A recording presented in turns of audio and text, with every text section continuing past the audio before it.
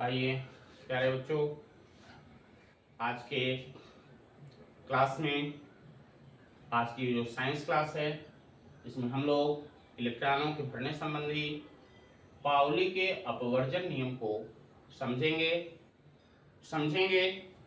इस नियम का प्रतिपादन किस वैज्ञानिक ने किया, किस आधार पर इस नियम का प्रतिपादन किया गया, यह सिद्धांत क्या है, क्वांटम संख्याओं में कौन कौन सी क्वांटम संख्याएं होती हैं और इस नियम से क्वांटम संख्याओं का क्या संबंध है, कैसे क्वांटम संख्याओं को हम प्राप्त कर सकते हैं और इसका उदाहरण कैसे स्पष्ट किया जा सकता है। तो आइए सबसे पहले पाउली का अपवर्जन सिद्धांत, ये पाउली नाम के वैज्ञानिक ने 1925 में प्रतिपादित किए।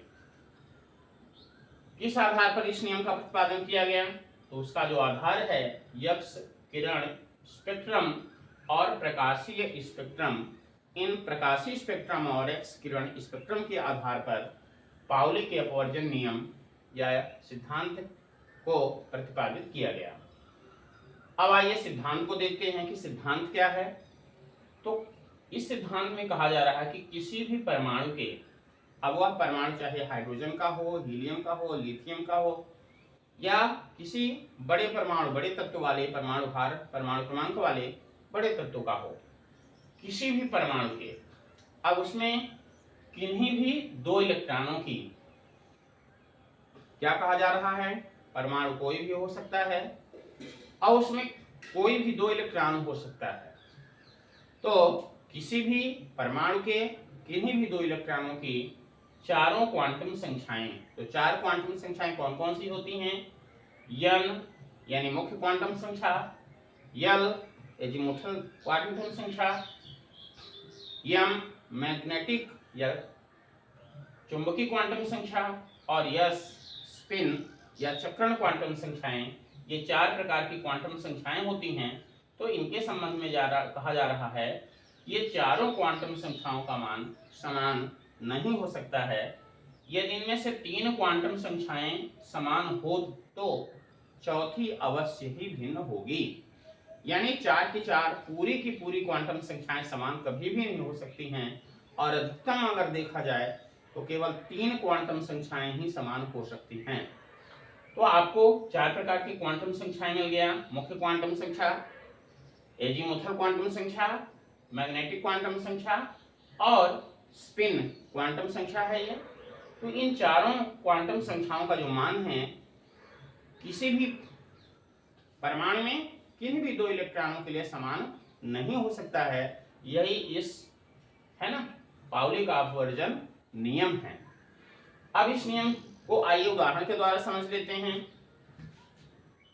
ये 1s1 किसी परमाणु में पहली कक्षा में s ऑर्बिटल में दो इलेक्ट्रॉन हैं।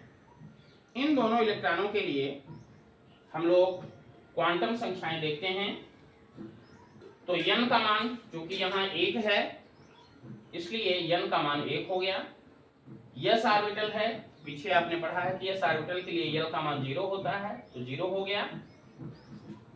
अब l का मान 0 है तो m का मान भी 0 हो जाएगा, क्योंकि -l से लेकर के 0 तक और 0 से लेकर +l तक m का मान होता है। अब आगे आता है ये s ऑर्बिटल में जो दो इलेक्ट्रॉन रहना चाहिए, उनमें से जो पहला इलेक्ट्रॉन होता है वो दक्षिणावर्ती होता है, अर्थात चक्रण की दिशा उसकी ऊपर की तरफ होती है, इसलिए उसको +1/2 के द्वारा निर्देशित किया जाता है। इस प्रकार से पहले इलेक्ट्रॉन के लिए चारों क्वांटम संख्याओं के मान प्राप्त हो गए। अब इसी में जो दूसरा इलेक्ट्रॉन है, उस दूसरे इलेक्ट्रॉन के लिए चारों क्वांटम का मान देखते हैं अगर, तो ये 1 होने के कारण यहाँ 1 आ गया, n बराबर 1, l बराबर s ऑर्बिटल होने के कारण 0 ही है, ये 0 है इसलिए m भी 0 है। और इसमें जो दूसरा इलेक्ट्रॉन रहेगा, दूसरा इलेक्ट्रॉन वामावर्ती रहता है, अर्थात नीचे की ओर निर्देशित रहता है तीर, इसलिए इसका मान जो होता है वो -1/2 हो गया। अब इन तीन क्वांटम संख्याओं में, चार क्वांटम संख्याओं में देखिए, ये पहली क्वांटम संख्या समान हो गई, दूसरी क्वांटम संख्या के मान भी समान हो गए, तीसरी क्वांटम संख्या के भी मान ये समान हो गए, यानी तीन क्वांटम संख्याएं जो है समान हैं। अब यहाँ देखें तो ये +1/2 और ये -1/2 है, अर्थात दोनों समान नहीं हैं, भिन्न हैं। यही यह नियम कहता है कि अधिकतम तीन क्वांटम संख्याएं ही समान हो सकती हैं, चौथी क्वांटम संख्या जो है अवश्य ही भिन्न होगी, लेकिन चौथी कौन सी होगी ये आवश्यक नहीं है। इनमें से चार में से कोई भी चौथी क्वांटम संख्या हो सकती है। आइए दूसरे उदाहरण से समझते हैं। 2p3 अर्थात दूसरी कक्षा में p ऑर्बिटल में 3 इलेक्ट्रॉन हैं। इन तीनों इलेक्ट्रॉनों के लिए हम अलग अलग क्वांटम संख्याओं को समझते हैं। तो 2p1 यानी पहले इलेक्ट्रॉन के लिए आप देखिए, तो चूंकि यहाँ 2 है इसलिए n का मान 2 हो गया। p ऑर्बिटल है, p ऑर्बिटल के लिए n बराबर 1 होता है इसलिए 1 हो गया।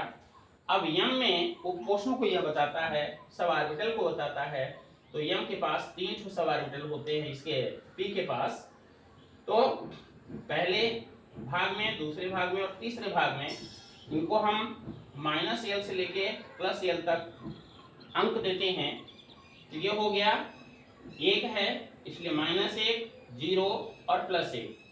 क्योंकि इसमें इलेक्ट्रॉन की संख्या 1 ही है इसलिए पहली कक्षा में ही आ गई, और इस तरह से m का जो मान हो गया वो हो गया -1। आगे अगर हम यस